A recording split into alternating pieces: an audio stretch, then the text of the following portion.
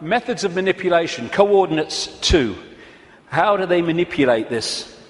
One of the coordinates, one of the methods of manipulation, a massively important one to understand, is one I've dubbed problem reaction solution, where you want to change society in a way that if you do it openly, you'll get resistance, massive resistance from the population.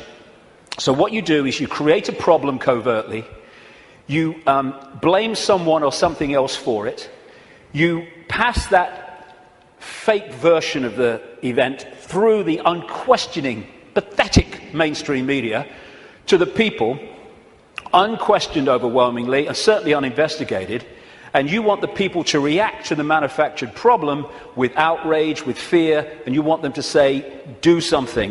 What are they going to do about it? At which point you then offer solutions openly with changes in legislation and society and its structure to advance your agenda. And because of the problem reaction solution, you do not get the resistance here that you would have got without the manufactured problem. 9/11 is a bloody classic. Another way of describing this is ordo ab chaos, the Latin motto of the 33rd degree of Scottish Rite of Freemasonry: order out of chaos, problem reaction solution. Create the chaos, then offer the order, your change out of that chaos. So like I say, 9/11 was a wonderful, classic, most blatant example of it. You want to change society, so you create a massive problem. As a result of that problem, you offer the solution, all there, written and ready, the Patriot Act in America and around the world, their versions of it, to change society and to launch a war on terror and an invasion of countries like Afghanistan and, by implication, Iraq. This is Zbigniew Brzezinski, President Jimmy Carter's national security advisor and a major mentor going back to the 1980s of Barack Obama. This is what he said in 1997 in his book. Moreover, as America becomes an increasingly multicultural society, it may find it more difficult to fashion a consensus on foreign policy issues, except in the circumstances of a truly massive and widely perceived direct external threat. Therefore, we create one, 9/11, and bingo, we then introduce what we say must happen to stop the terrorists. In other words, we change society and advance our agenda, the Orwellian state and all the rest of it. These buildings were brought down because they were made to come down. And similar buildings around the world that burnt for longer and were much more fierce never came down. And these are the only buildings of their kind who've ever come down because allegedly of fire. The official story of 9/11 has just left the room. And I've gone into that in great detail before. I'm just using it as an example of problem reaction solution.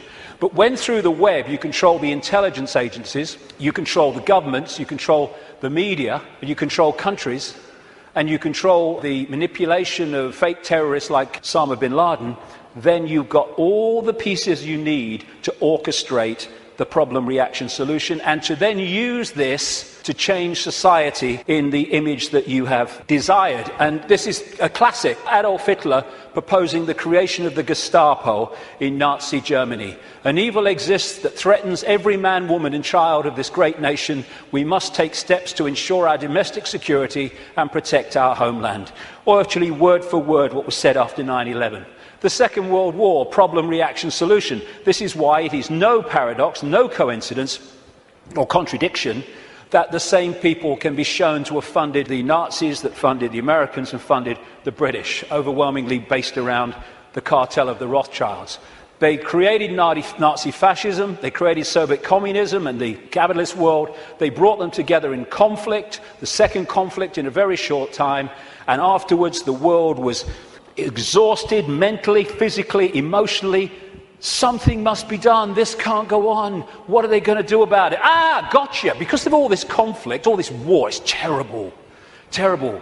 What we're going to do is we're going to centralize power with the United Nations, European Union, which was justified in many ways by let's stop European countries fighting among themselves because we'll trade. Well, they stopped fighting among themselves because they stopped orchestrating it. That's why the Bretton Woods Agreement with the World Bank and all that stuff all came in as a result of the Second World War.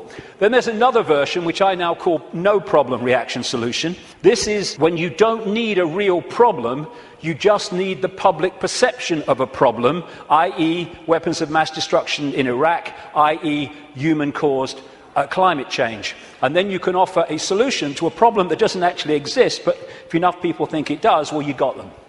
Totalitarian tiptoe, as I call it, goes in conjunction with problem, reaction, solution. This is real simple. You start at A, you know you're going to Z, but you know if you go in a big leap, the change is going to be so big and so quick that people are going to go, what's happening, what's happening? Turn that television show off, what's happening? And so you go in steps, as big as you can get away with, but not so big that you get too much of a reaction. And as this quite rightly said, you really think it would be this obvious. Well, it's becoming that obvious now as we move along, but up to this point it hasn't been, unless you looked for it. The European Union was turned from a free trade zone, nothing to worry about, just for jobs, into what it is now, a centralized dictatorship, through the totalitarian tiptoe. And here is the founding father of the EU, as they call him, Jean Monnet, a Rothschild frontman. Europe's nations should be guided towards the superstate without their people understanding what is happening. This can be accomplished by successive steps, each disguised as having an economic purpose, but which will eventually and irreversibly lead to federation.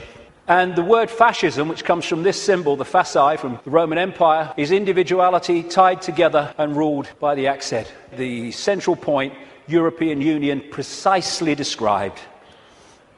Globalization, which is the constant centralization of power, which is more and more power in the hands of fewer and fewer over more and more people. This is a totalitarian tiptoe. More and more, the globalized economy is taking over, so that every country is dependent on every other country, therefore has no power of individual action and individual decision-making. Free trade, which means freedom to exploit, which means you can get sweatshop workers here to make your stuff for a few cents, and then you ship it over here and you sell it for as much as you can get. It's called free trade. Everyone's in favour of free trade. You can't be against free trade. It's also part of this globalized centralization of power, which is designed to do this, and it increasingly is doing this. It means that if you're dependent within your country or your community on things outside of your influence, then everyone is dependent on everyone else, therefore has no self-sufficient ability to make decisions in their own lives and their own communities and their own countries. And the reason that they want to do this is they want to make everyone dependent on something outside their control, because dependency equals control. It's like abundance and scarcity. We live in a world which could be incredibly abundant. Nobody should be hungry on this planet, for goodness sake. Africa could feed the bloody world. It can't even feed itself. Why? Because of the manipulation of that continent by this crowd. And so we have all over the world, because there's no empathy, no consequences for them emotionally of their actions, we have manufactured scarcity, because abundance equals choice equals freedom. Scarcity equals dependency equals control. And that's why we have manufactured dependency. We have people hungry in a world of plenty. Coordinate 3, the cement. There are certain organizations, networks, rings, that act as the cement that holds the web together and holds people within the web together. Close to the spider people are the Rothschilds. And when I talk about the Rothschilds, one thing, I'm not talking about all people called Rothschild.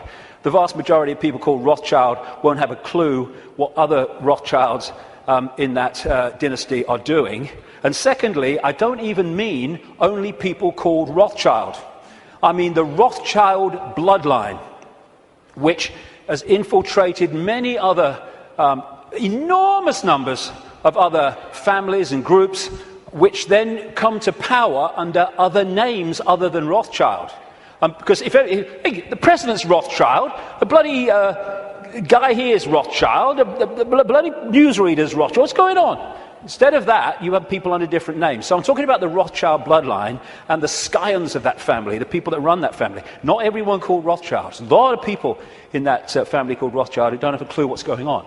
But they, through these various cements, control all these different and various apparently unconnected organizations. Now, one of the cements, of course, is the secret society network.